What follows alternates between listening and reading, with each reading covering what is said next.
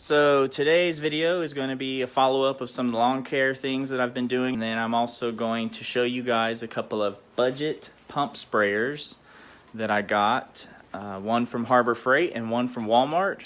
Hope you guys stay tuned and enjoy today's video.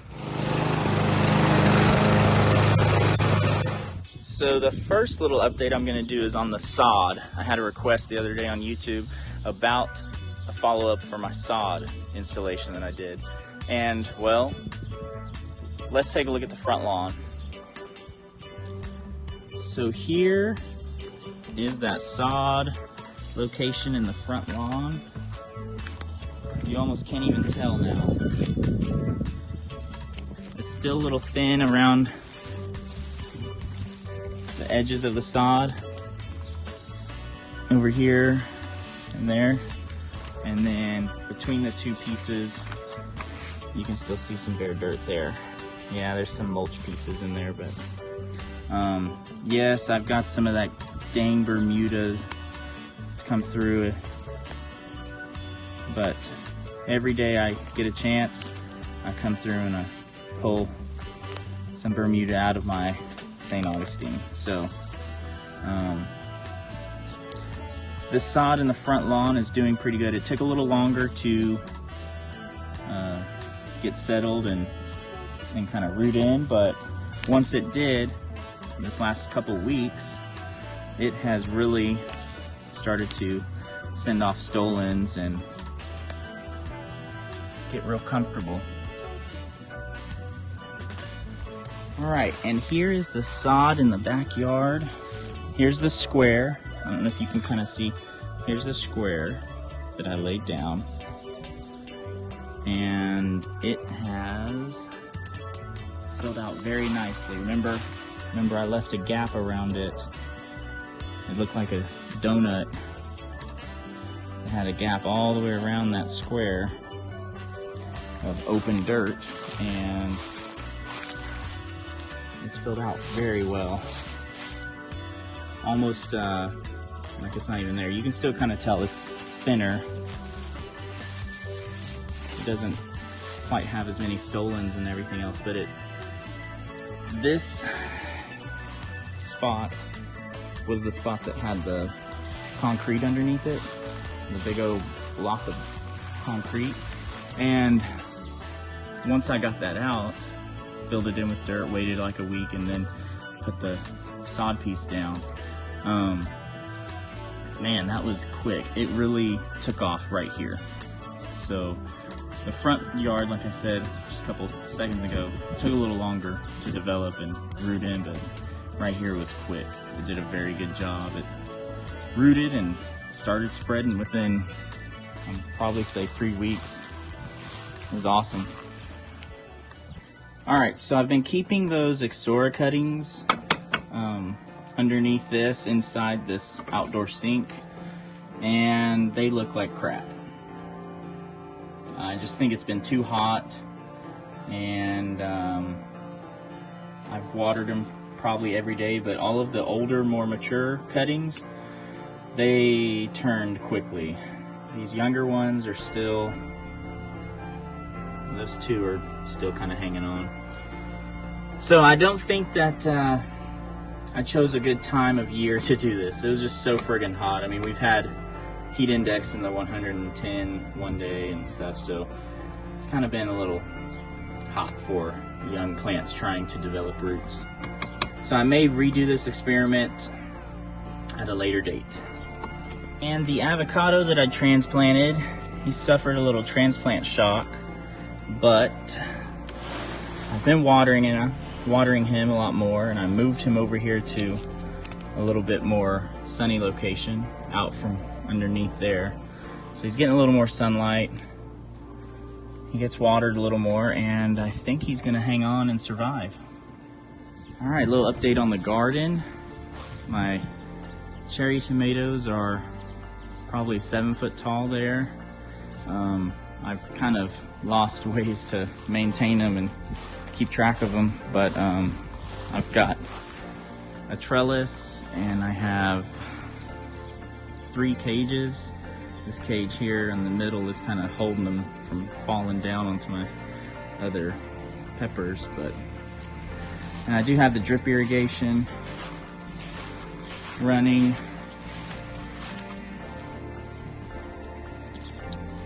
Works very well. The strawberries are all over the place, but haven't really gotten a whole lot of fruit out of them. I'm not really sure. It's the first time I've ever done strawberries, so I'm not really 100% sure on how or what I should do, but I'm trying to just kind of keep the strawberries on this side of the garden bed. My gypsy sweet peppers are really producing a lot of peppers. My mammoth jalapenos are looking good. Some more of them over there. And then my serrano peppers are doing very well as well. That one, he got ate up by some bugs early on, but he's already made a pretty good recovery. He's got a couple flowers, so he's coming back. But I do need to tend to these cherry tomatoes and pull some of this fresh fruit off. Get it inside before the birds get it. So I think that's about all of the updates that I needed to make. Gonna go ahead and get started on this pump sprayer reveal and review. Show you guys how to set them up and what my initial thoughts are on them. So I decided I was gonna pick up a pump sprayer and start dabbling a little bit into that world of pump spraying and spraying liquid on the lawn. But then I was like, well, you can't just get one. You need at least two, right? You have to have more than one in your collection. So why did I choose these two pump sprayers? Well, I was at Walmart getting some other things, and piqued my interest. It's under 10 bucks. Looks like it could do a good job. I don't know what I'm getting into with pump sprayers. I mean, everything I've seen, everyone's paying 200 plus, and they got these battery operated and fancy stuff. Well, hey, I'm trying to do this on a low budget, trying to keep it simple. 10 bucks for a 1 gallon pump sprayer sounds good to me. This guy was at Harbor Freight, like I said, 2 gallon pump sprayer. You would think, 2 gallons.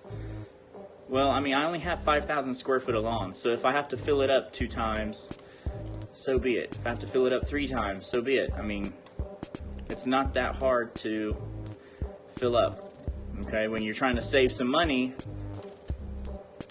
go with the cheaper investment and see if it works. If it doesn't work the way you wanted, well, you tried.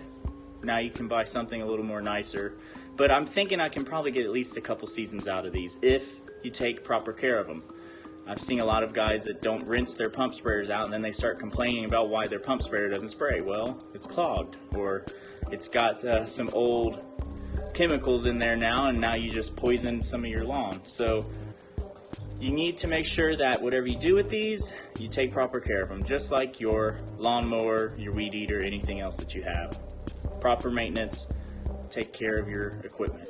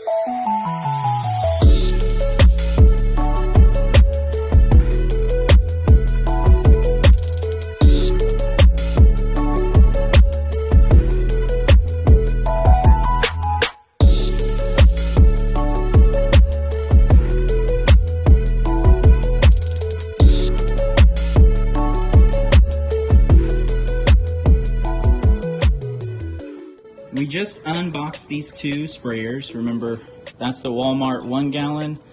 This is the Harbor Freight 2 gallon. I'm gonna go ahead and fill them up with some water and do a little test spray down the driveway here and show you guys what they've got going on. Now I will say, just initially out of the box, the Walmart sprayer has a little bit more complex looking setup, but they're pretty much identical pump, like pump tool. It's pretty much identical if you're looking at it here. Kind of the same design. I guess there's not a whole lot to it. Now the Harbor Freight one, it's a little cooler. It's got a nice flat base and got this big pour top that you can pour your liquid into, I guess. So I'm gonna go fill these up with some water and show you guys what it looks like.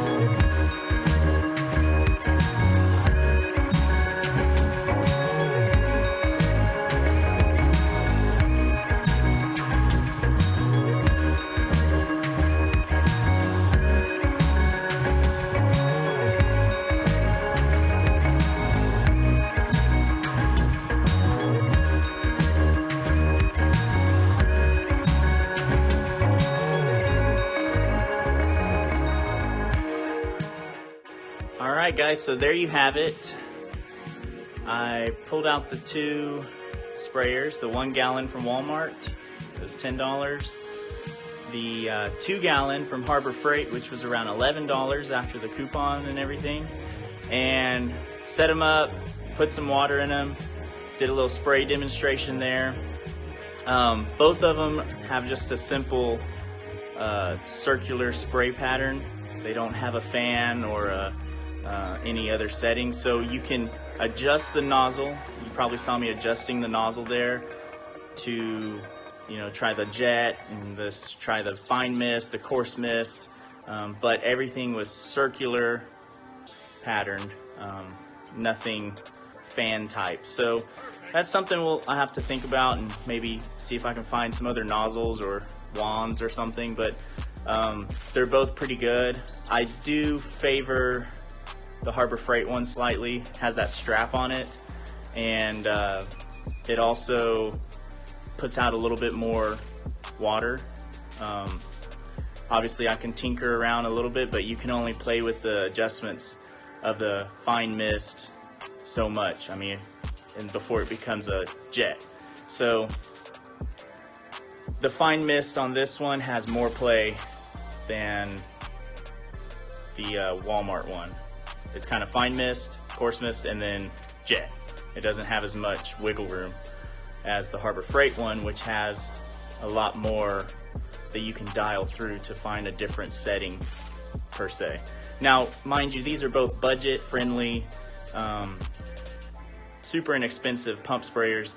You want to get something that's real high tech and super fine, then you can go spend a little bit more money and get you one of those. Okay, but these are budget friendly. Either of them will do the job. The best thing you can do is spend as little bit of money as you can, try it out, see if you like it. Hell, I could probably return these today if I wanted, but I'm gonna keep them. Probably gonna use the Harbor Freight one for lawn care applications, liquid fertilizer, etc. And the Wal-Mart one I'm probably gonna use for pesticides, fungicides, any of my sides, maybe weed killer, that type of stuff. I'm probably going to use that for those types of applications because I don't usually have to spray a whole lot for those. So a 1 gallon sprayer would be pretty good. The 2 gallon I can cover more lawn with if I'm doing a lawn care application of liquid fertilizer or liquid seaweed maybe. Maybe my next video. So that's kind of my thoughts on these two. Where are they? These two. Hope you guys enjoyed today's video. If you did, please hit that like button. Leave a comment down below. I love hearing from people who are watching my videos.